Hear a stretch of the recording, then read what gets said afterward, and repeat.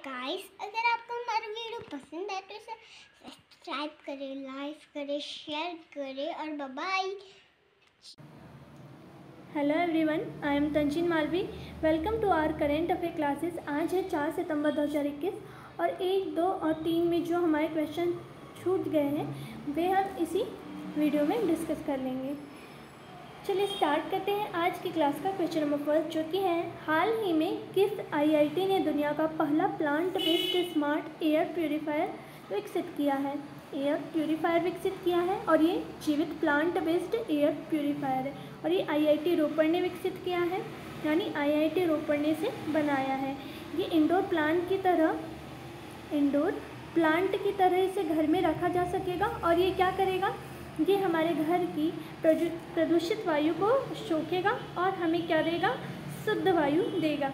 इसका नाम भी रखा है इन्होंने, उसका नाम है you breathe life. You breathe life इसका नाम है। तो ये दुनिया का पहला plant based smart air purifier है जो कि हमारे भारत के द्वारा बनाया गया है, यानी आईआईटी रोपड़ के द्वारा इसे विकसित किया गया है। क्वेश्चन नंबर सेकेंड जो कि है, हाल ही में THE यानी द वर्ल्ड यूनिवर्सिटी रैंकिंग में कौन शीर्ष स्थान पर रहा है?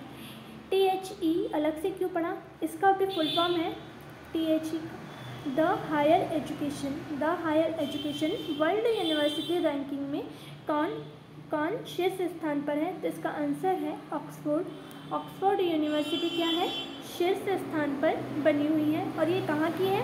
तो ये है ब्रिटेन की। इसने 99.5 स्कोर के साथ में टॉप पर अपनी जगह बना ली है। देखिए इसी में जो है QS वर्ल्ड रैंकिंग जो है, QS वर्ल्ड रैंकिंग, उसमें बेंगलुरु में जो स्थित है इंडियन इंस्टीट्यूट ऑफ साइंस यानी IISc को दुनिया भर में पहला स्थान मिला है। कौन सा स्थान मिला है?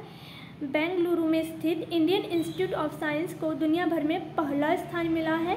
और ये किसके लिए मिला है? तो ये रिसर्च के बेस पे मिला है, यानी कि रिसर्च के मामले में बेस्ट जो है हमारा इंस्टीट्यूट वो कौन सा है? बेंगलुरु का।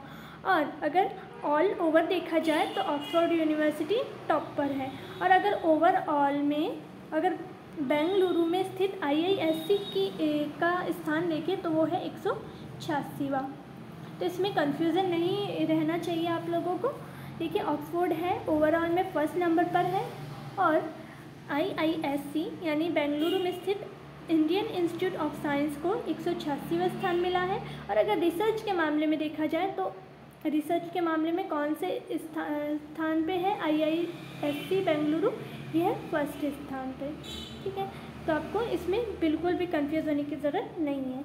चलिए आगे बढ़ते हैं। क्वेश्चन नंबर थर्ड, हाल ही में कौन सा राज्य नई शिक्षा नीति लागू करने वाला दूसरा राज्य बन गया है? तो इसका आंसर है मध्य प्रदेश। देखिए इसके पहले हमने न्यूज़ में पढ़ा था कि कर्नाटक बना है नई शिक्षा नीति लागू करने वाला प्रथम राज्य। ठीक है, पहला राज्य कौन सा बना था? कर्नाटक। और अभी दूसरा बन गया है मध्य प्रदेश। मध्य प्रदेश की बात है तो मध्य प्रदेश के बारे में आपको 2-3 चीज़ें पता होनी चाहिए, जैसे कि मध्य प्रदेश के बारे में आपको 2-3 चीज़ें ये पता होनी चाहिए कि यहाँ के सीएम है शिवराज सिंह चौहान, मंगू भाई सी पटेल यहाँ के गवर्नर है। और यहाँ की राजधानी क्या है? तो यहाँ की राजधानी है भोपाल। ठीक है, भोपाल यहाँ की राजधानी है। और यहाँ ये जो मध्य प्रदेश है ये राष्ट्रीय उद्यान में टॉप पर है, यानी यहाँ पर सबसे ज़्यादा राष्ट्रीय उद्यान है। कितने हैं? 11। सेकेंड नंबर पर है अंडमान निकोबार, यहाँ पे है 9 राष्ट्रीय उद्यान।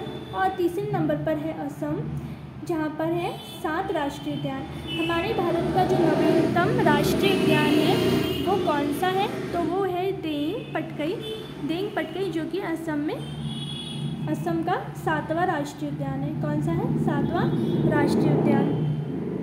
इसी के साथ असम राष्ट्रीय उद्यान में 3rd नंबर पर आ चुका है। चलिए आगे बढ़ते हैं। क्वेश्चन नंबर 4, हाल ही में किसे न्यूरोसर्जन में international life time achievement award दिया गया है? तो इसका आंसर है बसंत कुमार मिश्रा।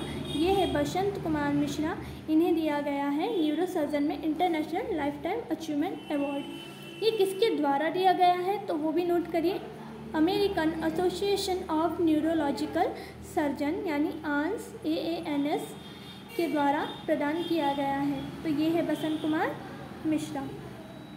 दिनेश कुमार खारा, इनका नाम भी आपको जाना पहचाना सा लग रहा होगा। ये है SBI के MD और CEO। संजय अरोड़ा है ITBP, जो कि हम पढ़ चुके हैं, ITBP के नए प्रमुख बने हैं। और प्रभु शर्मा कौन बने हैं तो ये बने हैं नेपाल के नए सेना प्रमुख। नेपाल के नए सेना प्रमुख बने हैं प्रभु शर्मा। आगे बढ़ते हैं, क्वेश्चन नंबर 5। हाल ही में डेल स्टेन ने क्रिकेट के सभी प्रारूपों से संन्यास ले लिया है।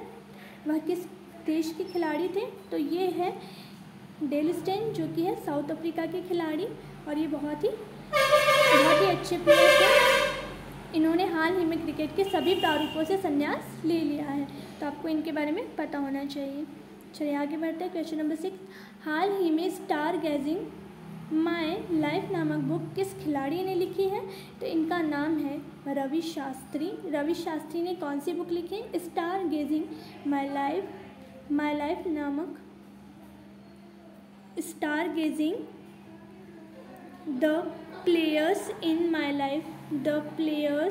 माय लाइफ, इस बुक का पूरा नाम है। नोट कर लीजिएगा, थोड़ी टाइपिंग मिस्टेक है। तो ये भारतीय क्रिकेट टीम के मुख्य कोच भी रह चुके हैं, तो आपको इनके बारे में पता होना चाहिए कि रवि शास्त्री की बुक का नाम क्या है तो star gazing the players in my life इनकी बुक का नाम है। आगे बढ़ते हैं, क्वेश्चन नंबर 7 जो कि है हाल ही में संयुक्त राष्ट्र सुरक्षा परिषद की बैठक की अध्यक्षता कौन करेगा तो ये करेंगे और इनका नाम क्या है? इनका नाम है हर्षवर्धन सिंगला करेंगे संयुक्त राष्ट्र सुरक्षा परिषद की बैठक की अध्यक्षता। ये भारत के पास में इसकी अध्यक्षता। और ये कौन है हर्षवर्धन सिंगला? तो ये है विदेश सचिव, ठीक है, और ये करेंगे इस बार इसकी अध्यक्षता। हमारे जो विदेश मंत्री है वो कौन है तो वो उनके बारे में आपको पता होना चाहिए, वो है एस जयशंकर है हमारे विदेश मंत्री। आगे बढ़ते हैं, क्वेश्चन नंबर 8। हाल ही में किसने fit India mobile app launch किया है तो इन्होंने किया है और इनका नाम क्या है तो इनका नाम है अनुराग ठाकुर कौन है तो ये है खेल मंत्री हैं और इन्होंने क्या किया है फिट इंडिया मोबाइल ऐप को लॉन्च किया है। फिट इंडिया प्रोग्राम के जब 2 वर्ष पूरे हो गए, यानी कब हो गए पूरे? 29 अगस्त 2021 को फिट इंडिया प्रोग्राम के कितने वर्ष हो गए? 2 वर्ष हो गए। और इसी के तहत इन्होंने, यानी इसी के उपलक्ष्य में इन्होंने fit India mobile app launch किया है। देखिए आपको पता होना चाहिए कि 29 अगस्त 2019 को हमारे प्रधानमंत्री नरेंद्र मोदी जी ने क्या स्टार्ट की थी? फिट इंडिया प्रोग्राम को स्टार्ट किया था, तो आपको ये भी पता होना चाहिए। आगे बढ़ते हैं, क्वेश्चन नंबर 9।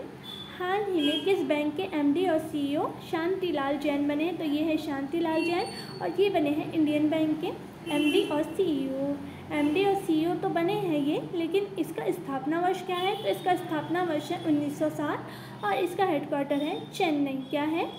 चेन्नई इसका हेडक्वार्टर है। टैगलाइन क्या है इसकी तो नोट करिएगा, इसकी टैगलाइन है taking banking technology to the common man. ठीक है, taking banking technology to the common man. तो इस तरह से आपको इसके बारे में इतनी चीज़ें पता होनी चाहिए इंडियन बैंक के बारे में। साथ में यूको बैंक के कौन बने हैं? अतुल कुमार इनका भी 2 वर्ष का कार्यकाल बढ़ा दिया गया है। ठीक है, तो आपको ये भी नाम याद रखना है। आगे बढ़ते हैं, क्वेश्चन नंबर 10।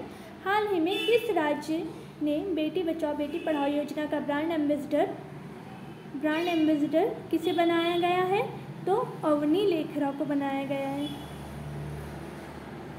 क्वेश्चन ये है कि हाल ही में किस राज्य ने बेटी बचाओ बेटी पढ़ाओ योजना का ब्रांड एम्बेसडर अवनी लेखरा को बनाया है तो इसका आंसर है राजस्थान ने बेटी बचाओ बेटी पढ़ाओ योजना का ब्रांड एम्बेसडर अवनी लेखरा को बनाया है।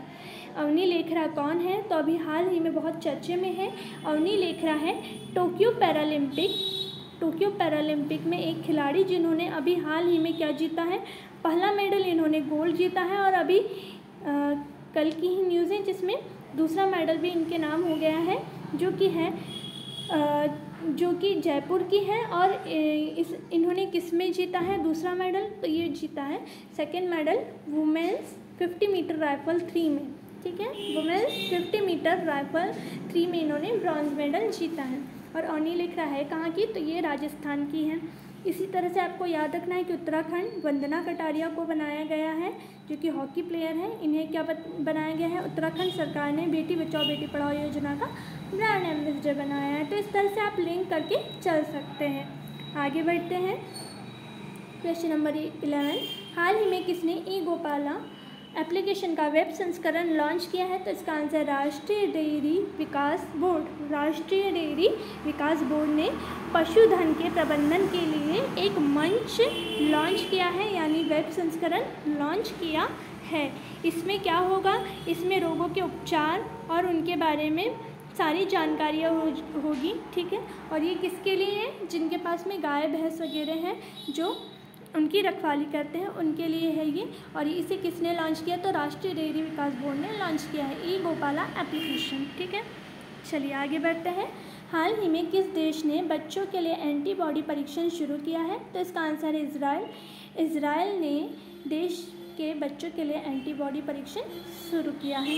यहाँ पे क्या हो रहा है? अभी स्कूल ओपन होने वाले हैं, तो इसके कारण यहाँ पर जो कोरोना वायरस फैलने की आशंका है और अधिक मात्रा में, तो उसके निवारण के लिए यानी उसकी सुरक्षा के लिए ये जारी किया गया है। तो यहाँ पे क्या होगा कि 3 साल की उम्र के बच्चों का क्या किया जाएगा? एंटीबॉडी परीक्षण किया जाएगा। इजराइल की बात है तो इस पर लगाएंगे हम अपना 1 लाइनर रूल, जो कि होता है इजराइल जेरूसलम रियाल, ठीक है। Riyal, Israel Jerusalem riyal. चलिए, तो आपको इससे ये याद रखना है कि इजराइल ने देश में बच्चों के लिए एंटीबॉडी परीक्षण शुरू किया है। आगे बढ़ते हैं। क्वेश्चन जो कि कल का है और ये होमवर्क दिया गया था आप लोगों को। क्या दिया था? हाल ही में किस खिलाड़ी ने पैरालंपिक खेलों में भाला फेंक प्रतियोगिता में भारत के लिए स्वर्ण पदक जीता है? तो इसका आंसर है भाला फेंक में किसने जीता है? तो सुमित अंतिल ने। और अवनी लेखरा ने भी स्वर्ण पदक जीता है। तो अवनी लेखरा ने किस में जीता है? तो ये है 10 मीटर एयर राइफल में। 10 मीटर एयर राइफल में इन्होंने स्वर्ण पदक जीता है। और सुमित अंतिल इसका सही आंसर है, जो कि भाला फेंक की प्रतियोगिता में इन्होंने भारत के लिए स्वर्ण पदक जीता है। तो आपको इस तरह से याद रखना है और लिंक करते हुए चलना है। आगे बढ़ते हैं। आज का होमवर्क देख लेते हैं। आप लोगों का होमवर्क क्या है? तो आज का होमवर्क है कि हाल ही में लॉन्च हुई ओवर इट नामक बुक के लेखक कौन है? क्या नाम है इस बुक का? ओवर इट नामक बुक के लेखक कौन है? तो इसमें से आपको ऑप्शन बताना है कि कौन सा ऑप्शन सही है। अगर आपका ऑप्शन नंबर डी सही आंसर आप बताते हो तो आपको इसके बारे में डिटेल भी बताना है कि अगर इनमें से नहीं है तो कौन है, और उनके बारे में आपको जो भी अलग से पता हो वो भी आप बता सकते हैं यहाँ पे। देखिए, आप कमेंट ज़रूर करिए, इसका आंसर ज़रूर दीजिए, क्योंकि इससे क्या होगा, एक तो आपको रिवाइज़ हो जाएगा पहली बार, और दूसरी बात क्या होगी कि जो कमेंट पढ़ेगा उसे पता चल जाएगा, क्योंकि उसे पता नहीं रहेगा। ठीक है, तो आगे बढ़ते हैं। आगे तो नहीं बढ़ते हैं, यहीं पे ख़त्म करते हैं। चलिए, तो ये थी आज की क्लास। आप लोग ज़रूर बताइएगा कि आपको कैसी लगी क्लास, और अगर आपको हमारा वीडियो पसंद आता है तो आप लाइक कर सकते हैं, शेयर कर सकते हैं और सब्सक्राइब, ताकि आपको नोटिफिकेशन सही समय पर मिल सके। Okay, thank you so much.